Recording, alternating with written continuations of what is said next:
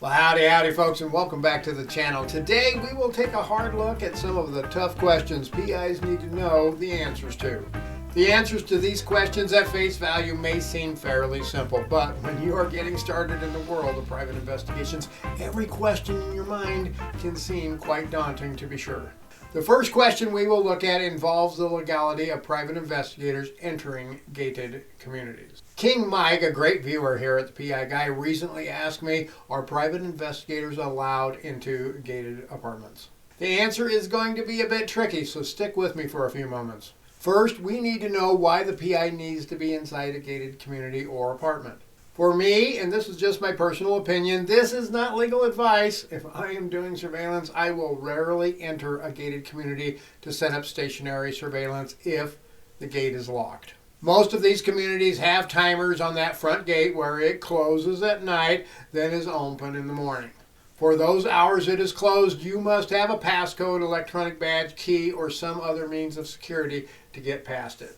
But if the drive-through gate is open, I will definitely go in, and if there is a guest parking space that is conducive to me setting up stationary surveillance, and most of these have guest parking spaces, I will definitely set up inside. Now, I know some PIs use the bumper-to-bumper sneak-in trick if the gate is closed or locked. This is where they sit outside and watch for someone pulling up to the gate, then they quickly get behind them, and as the other person opens the gate and pulls in, the PI drives in closely behind them. A lot of those systems have a safety feature, sort of like what automatic garage doors have, where it will not go down if there is something in the way.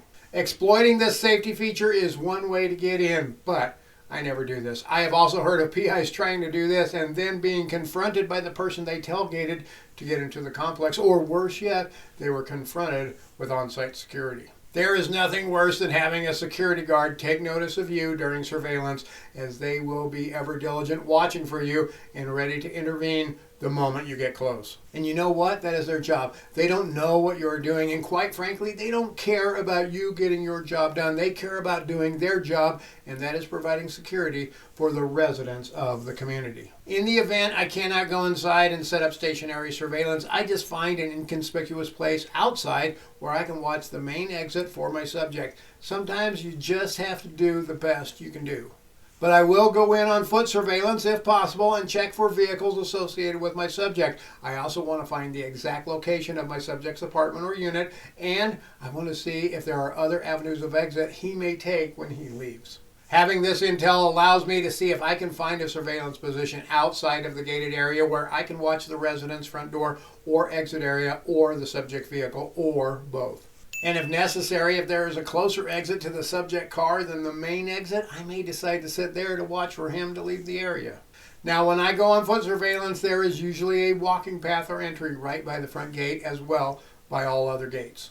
Sometimes these have a lock too, and you need that security badge, PIN code, or a key to enter, but not always. And I often find an area near the rear or the sides of the property where the teenagers and other tenants have made a nice walking exit for easy access to get out without having to walk through the entire complex to a main exit. So to answer Mike's question, are they allowed in, as a bit technical in nature, some states may consider any entry by non-residents or their guests as trespassing, while other states may regard it as public areas unless the PI or whomever has been asked to leave. Now, if you are asked to leave a property, gated or not, you do need to leave or you are technically trespassing.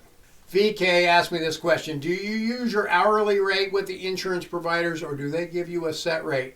Great question, VK. Thanks so much for asking. The simple answer, for the most part, if you get on as a vendor for an insurance company, they are going to set the rate. But going through the process of applying to become a vendor, a usual part of that is telling them what your rates are. Now, I know some folks use a low number here to try to ensure they will be more likely to be considered for entry onto the coveted vendor list. But let me tell you this, that low hourly rate does not in any way guarantee you will be put on that list. Every insurance company has their own set of rules and regulations and processes and procedures when it comes to vetting private investigators for their vendors list. And from my experience, hourly cost is a lower priority metric they look at. You see, most of them have a range they pay, but some have one set fee. For the ones with a range of pay, they will look at experience and previous work product to help determine where they fit in. And many times they start a new PI firm at a lower rate, then they have goals to reach to get to the higher rates. And no, those goals are not tied to catching fraudsters per se. They are tied to other metrics like frequency and quality of video obtained, proper report writing, timely work completion, and other metrics. From my experience, the insurance companies are not out to prove every claimant is a fraudster. Rather, they want to clarify if fraud may be occurring when certain red flags pop up. But that is a story for another video. So to answer your question, VK, generally you will need to live with their set fees, but sometimes there is room for wiggle and room for growth. Now, I have some insurance firms that only hire me once or twice a year as they do not have a large presence here in Colorado. For those companies, I do get my regular rates as I am not on their regular vendor list, if you will. I also many times find myself working with the attorneys representing these insurance companies, and the attorney's priority is not always low cost first. In fact, they usually are defending the insurance company in some fashion over what they perceive to be a false claim, and many times they have used PIs from their preferred vendor list and they have had subpar results. So they contact us and want us to come in and basically play cleanup, which is fine, but there is a premium price tag we often put on premium work product too. If I am going into a sticky situation where other PIs have been burned, messed things up, or whatever, believe you me, I am not taking the case on a minimal hourly fee. Sergio Quintera recently asked me, can I use my experience at Brinks as an armed guard as a background for a PI? Great question, Sergio. Thank you so much for asking. This is something many a new aspiring PI asks. What previous work can I use for experience for becoming a PI?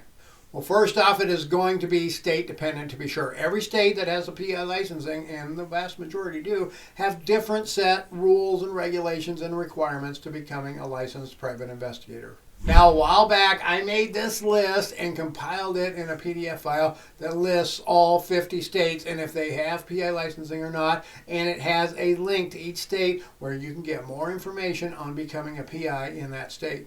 You can get this PDF for free, no cost, gratis, on my Discord channel. Just click the link below to go to my Discord channel. Follow the simple instructions to becoming a verified member, and you will have access to this PDF and many other free PI resources. As for Sergio's question, from my experience in most states, you can use security guard experience as work experience towards your PI license.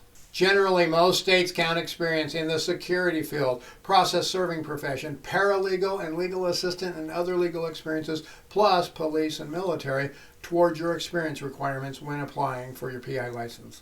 But again, this is state dependent, so you need to do your homework and see what your state allows. Now, really quick, would you like to know how to identify a person by just their email address? Then check out this video.